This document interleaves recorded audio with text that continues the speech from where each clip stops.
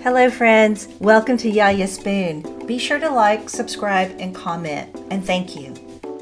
Can mac and cheese be healthy?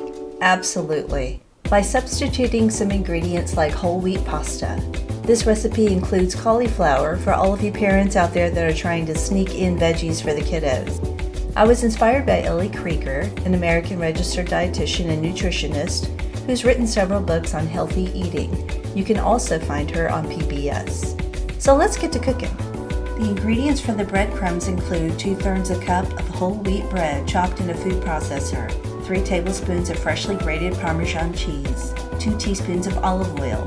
For the mac and cheese, 2 cups of cauliflower florets, 3 cups of cold low-fat milk, 3 tablespoons of all-purpose flour, 1 1/4 cups of grated extra sharp cheddar cheese, 1/4 cup of grated Gruyere cheese, 2 teaspoons of mustard powder, 3/4 teaspoon of paprika, 1/2 teaspoon of salt, 1/2 teaspoon of freshly ground black pepper, 1/4 teaspoon of cayenne pepper, dash of nutmeg optional, 6 ounces, 1 1/2 cups of whole grain elbow macaroni pasta, and nonstick cooking spray.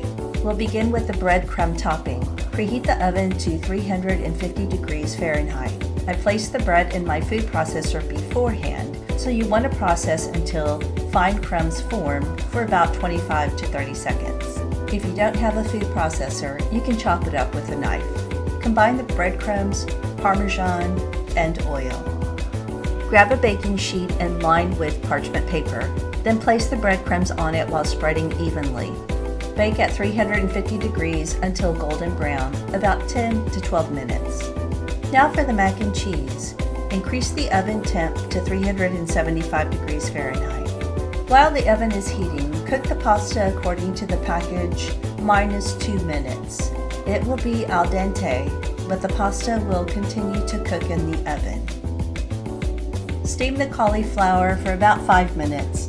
I've tried it without steaming the cauliflower, and it worked out just fine, so it's up to you. In a large saucepan, whisk together the milk and flour until the flour is dissolved. Whisking constantly, bring the mixture to a gentle boil over medium heat. Then reduce the heat to medium-low and simmer until mixture thickens slightly, 2 to 3 minutes.